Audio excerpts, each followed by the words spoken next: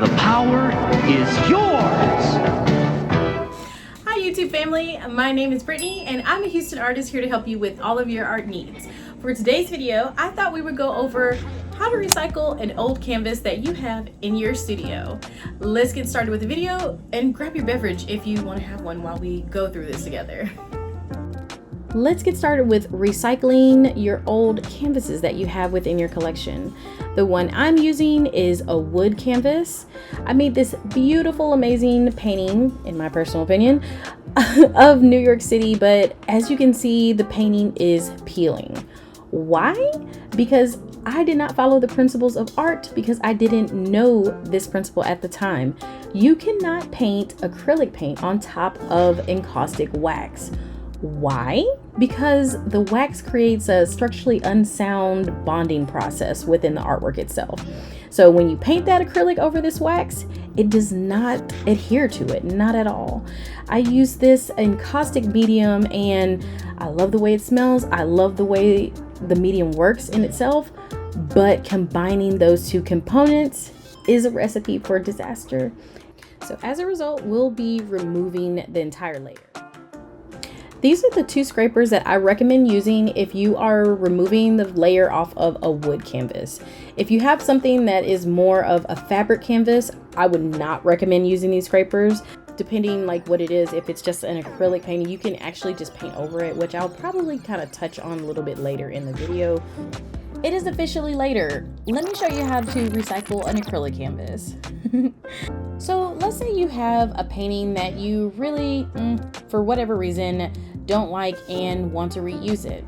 First thing you're gonna do is grab some gesso. You can use either white or clear gesso. I'm gonna go ahead and use white for this video just because I feel like it. So the first step will be to grab your gesso, squeeze a generous amount onto the canvas. You can even have this on the side.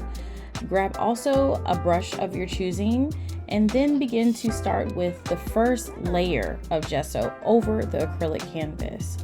You do want to make sure that you cover absolutely everything just because it saves you so much more time, to be honest. You want to get over the entire front side of the painting, and then you also want to make sure that you get the sides of the painting.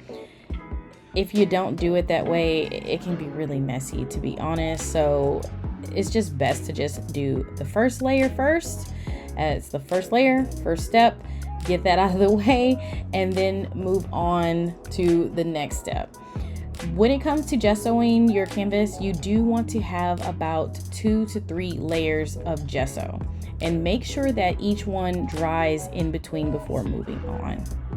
Now that I showed you acrylic, we're going to go ahead and go over recycling an oil canvas.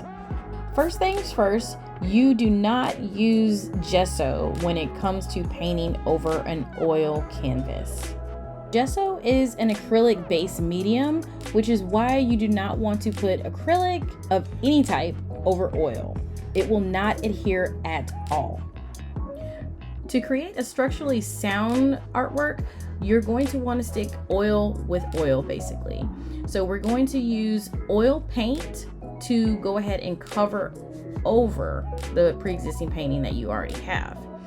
I'm also going to use walnut oil in addition to the oil paint just because my paint was a little bit thicker and it was harder to glide across the little glass that I'm using for the sake of this exercise. I'm not planning on going too in depth when it comes to mediums just because I feel like honestly that's probably something that could deserve a video in its own. Actually, do comment below if you think that's something you would be interested in seeing, a video just deep diving into oil mediums or even acrylic mediums, because there's so many that honestly exist. So I'm kind of curious to know, would you guys want to see something like that? Comment below if you do. And there you have it, folks. That is how you go ahead and recycle an oil canvas. Let's get started back with the original video. One tip to keep in mind when you're using the scraper, always have your hand behind the scraper. As you can see, I completely forgot that, but thought about it in that moment. Keep your hand behind the scraper, not in front, because you might just cut your hand, and we don't want to have to clean up blood in addition to actually scraping off this layer, unless you do. But in the words of Tabitha Brown, that's your business if that's what you want to do. It wouldn't be me though. After going ahead and removing that top layer, what we're going to do is use our sander, whatever one you have. Get one if you don't have one, but we're going to use our sander to remove any excess materials that we might have missed, and also to just smooth out the surface before we start painting again. After sanding, we're going to use like an extra brush that you might have within the studio. I'm going to link this one below if you don't have one, but we will be using this brush to actually go ahead and remove any excess particles that we might have had after sanding. In addition to the brush, I do highly recommend having a face mask on while you do this process, just to avoid having any allergic reactions or anything like that, because I did experience some sneezing while I was dusting this off. After you finish dusting the canvas in general, we are going to go ahead and apply a gesso layer to it. The one I'm using actually is a clear gesso.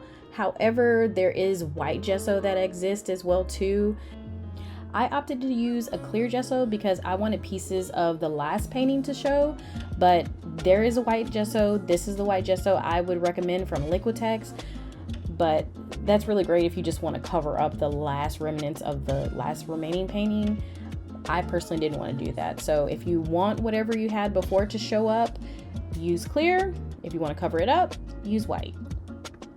Using your brush, apply a generous amount of gesso onto the canvas. Make sure you get all of the corners, all of the edges.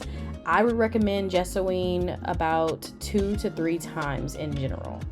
Do be sure to make sure each layer dries fully before applying another gesso layer. And there you have it. That's how you repurpose an old wood canvas. If you do have something where it was oil, do keep in mind, do not put acrylic on top of oil. Even if you remove that layer, I would not recommend it. Keep the oil with the oil and keep the acrylic with the acrylic.